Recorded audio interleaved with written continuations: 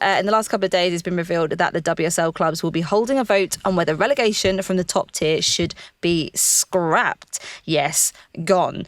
Under proposals from the WPLL, relegation from the 12-team WSL could stop in the 2026-2027 season as part of a gradual plan to expand both the top flight and the second-tier championship to 16 teams. Lister Jackie said on Instagram, how do you feel about this, especially in relation to the lower leagues? Rach, you are dying to weigh in with some hefty opinions on this matter. Go for it. A little bit more context. They're saying that they're going to pause relegation from the WSL to the Championship for a period of 4 seasons, I believe. So they're saying it could be reinstated in the 2030-31 campaign, although it's not guaranteed. Mm-hmm. Now, that's the bit that makes me especially nervous. I don't fundamentally like the idea of getting rid of relegation in the first place, but I also worry that this could, and this not guaranteed thing makes me concerned about whether it would actually come back. The vote will be held across both the WSL and the Championship teams, and it would need a vote of 8 from both leagues for it to go through. And also, even just saying like the WPLL has come out, they haven't. It's been leaked. And I think maybe that's a big frustration for me, is that it felt a bit like they have this real commitment to fans and the fan experience and wanting to be, you know, transparent and involve all key stakeholders in decisions and stuff. But there's very little engaging of media, kind of, especially on the record, where you can actually talk about this stuff, because this stuff is all coming out through leaks. And when you read the articles, they say they've been offered an opportunity to respond and they don't. So that's a little bit frustrating, because I do feel like, you know, they've talked about us all being on this journey together, and it doesn't really feel like that. I've felt over time that I've really wanted to give them the benefit of the doubt. And, you know, even when silly things come out like Glastonbury and all that stuff, I'm like, well, look, they're probably jumping on key lines and making them out to be the big thing. And maybe it's not. And, you know, there are opportunities. There's things we could try. They've talked about trying new things and whatever else. But it does kind of feel like every bit of leak that comes out, you're a bit like, oh, B teams. Oh, God, you're considering getting rid of relegation. Oh, Jesus, like, I was rooting for you. And it's just, you know, I don't like it. It just feels like it taking away something really fundamental within the tradition of English football. You know, and I my head's a bit like all over the place with it, because I've been reading people's comments and I've read from some people about like how it could work and why it could be a good thing. But I struggle to understand why the removal of jeopardy and relegation would encourage more investment from clubs when there are quite a number of clubs willing to coast and just be happy to stay up, and all they want to do is have a professional women's team in the top league. They've accepted that they're not going to put enough money in to really challenge for the top. So just being in the league is enough. So I don't understand why taking relegation, the threat of relegation away, would encourage those teams to give more. It just feels like there's a lack of interest in protecting the wider integrity, growth and accessibility of the football pyramid. That's I agree. Concerns I think me. It has been quite a wild ride, I think, for the WPLL. I do have some sympathy with their position. I think obviously coming in, having taken over from the FA, they've had to consider all the different types of new ways that they can sort of create a competitive league that's completely different, that might take some of the men's stuff, that might be exactly the same, that might be completely different. We've had, you know, the Scottish teams joining, we've had the B teams joining, we've had the relegation, there's been talk of like salary caps, there's the talk about like what the sort of the branding's going to look like, or whether we stay with WSL and WSL2. There's been so many things that they've had to kind of like put on their plate in quite a short space of time, whilst they've only just got together as a team, as a senior leadership team themselves. So that's me saying, do you know what? I understand to some extent that you have to consider that there could be new ways to do things. Completely get it.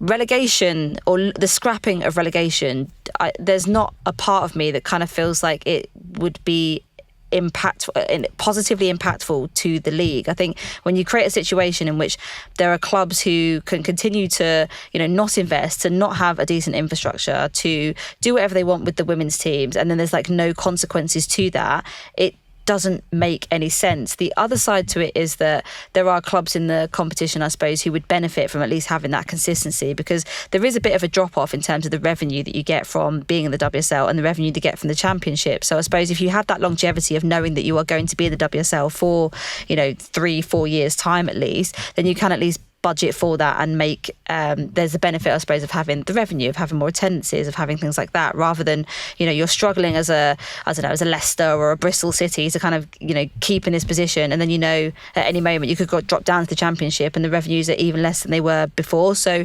maybe that is the only silver lining that I could see to a relegation, but I then feel like it impacts the competitiveness of the league as a whole, where you don't have that jeopardy, you don't have that drama at the bottom, and you don't have clubs pushing and pushing to get better.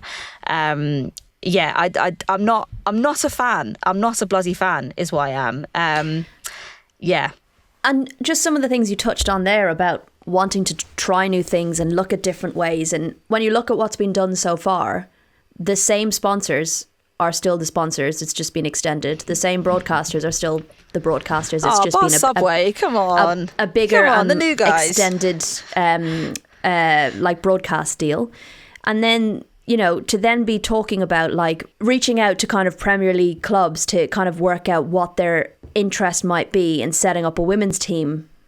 Just if they've not actively shown an interest, why are they the route you're going down? Because surely then you're just creating more clubs that are going to be financially reliable on a men's team, which is what I thought we were trying to think outside the box for. Mm-hmm. I think we can all respect that we're not going to have teams like they have in America, which are franchise kind of teams that don't have to rely on a men's team, etc., because that's just not the way that the pyramid works here. Mm-hmm. But we all talked about could there be other ways, and it just feels like we're just going, actually this is probably just the easiest way, so we should just do that. But then, do you think sometimes, the people who are going to be making the decision about the relegation, when you look on balance, someone like your Leicesters or your Birmingham Cities or someone like that, the people who are on the boards who are kind of going to be taking this vote aren't necessarily going to be the most unbiased people to take this call, because it does say to them, okay, well, you can not do all of these things and not really improve things, but you can still keep your seat at the top table. Do you know what I mean? But then on the other side, I don't think the Championship clubs would necessarily be for this, because it means that essentially they've got nothing really to fight for anymore. It's just kind of well, they'll get promoted, they just won't get relegated. But I do think that there are other ways of achieving, because the other big thing out of this, of course, is increasing the number of teams, and ideally they want to get both the WSL and the Championship to 16 teams and then potentially reopen the relegation situation. But I do think there are other ways of achieving that without stopping relegation. You could do 2 up, 1 down. Mm-hmm. You could do 1 up, you could do a playoff for the next spot. There could be playoffs and championships to get more teams given the opportunity to actually win something, if you like, that if you finish in the top 4, maybe you have the chance at the top 3 to actually get up. And I think, really actually providing opportunity to compete in the top league is going to take a lot of investment, and it's going to take time. You're not just going to stop relegation, have teams put in a bit more money, and suddenly they're challenging Chelsea for the title. Agreed. That concept implies that the teams at the top are going to stop investing to the levels they are to wait for everyone else to catch up, and that's just not going to happen. So it just feels a bit radical when there could potentially be alternative ways to achieve what they're trying to do. And I kind of feel like maybe the radical thing is the thing you do after you've tried the other options and maybe they haven't worked. I don't know. I'm not a business head, and I've had some people try and explain to me why it does work, which I appreciate, because I genuinely want to understand the business case for it. I still can't understand why more clubs will invest, and they're telling me that they will because they won't get relegated. But when you know that there's clubs in the league that are just happy to be in the league, I worry about the damage that could be caused to those clubs, but also to the pyramid in that potential 4-year window. I think also in expanding the league, you have to take into account that will mean a lot more fixtures for the clubs going forwards, as well as having to compete with things like the Club World Cup that's happening next year, and I think that might be pushed, by the way. They're thinking that that's going to be delayed. Well. I mean, no one called for it in the first place, but here we go.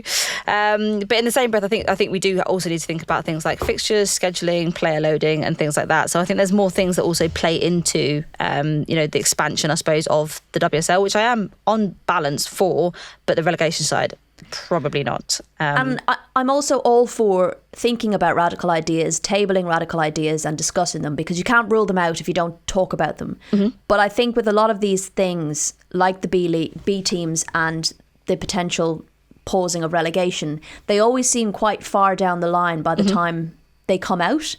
And I just wonder how much of an influence or a say fans can realistically have when we've gone quite far down the road with an idea. And that's where I think that need for, more of an integration with stakeholders earlier on in these concepts, because I don't believe you'd have done some sort of survey and people would have come back and the main thing would be, let's get rid of relegation. I just don't feel like that would have been the key thing that people would have called for. They would have called for full-time referees or goal line technology at pitches. There's a lot of other areas that I feel like we could be looking to improve to help increase and improve the quality of what's on the pitch. Definitely. But yeah, I want to give them the benefit of the doubt. It's just every time these kind of things come out, I'm a bit like, oh, God damn it.